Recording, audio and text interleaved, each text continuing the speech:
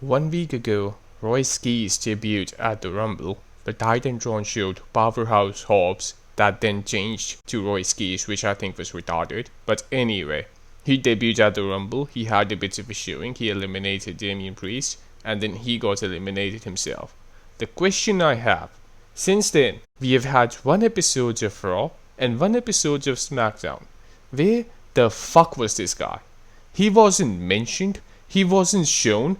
There was nothing going on. We had Obafemi come out twice for no fucking reason. He was on Monday Night Raw and then he came out on SmackDown as well. He had 2 squash matches. It doesn't make any sense. Where is Royce? First of all, why do we have Obafemi and Royce? Both of these guys. I don't like the name Royce first of all, but anyway, whatever his name is, man. Why do we have 2 guys who are literally the rendition of the same thing? Tell me that.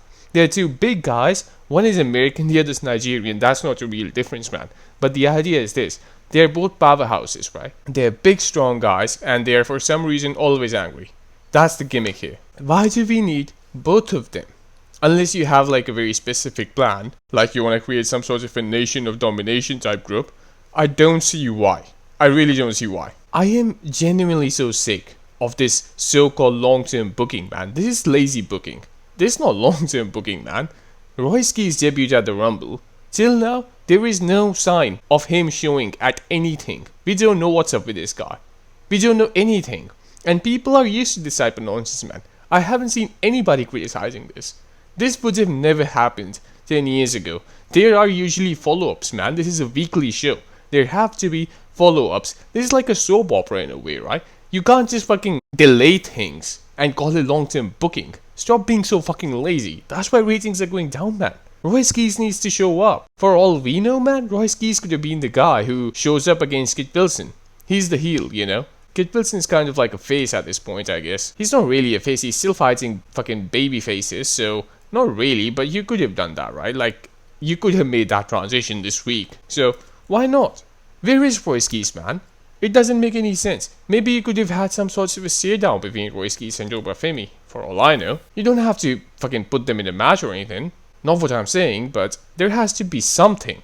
Some mention of the guy. You already know that this guy's not gonna have any gimmick. He's just a big guy. That's it. In my opinion, Powerhouse Hobbs, if he had the same name, maybe, I don't know. Maybe this guy had more potential than Obafemi. In my personal opinion, man. I think this guy had more potential. Without a doubt. I don't see a world champion in either of these guys.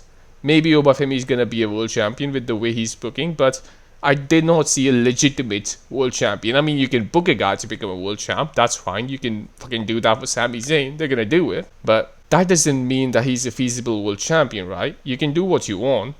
It doesn't mean anything. Ideally, Royce should have been in either of the episodes that we have had till now since the Rumble, but he wasn't.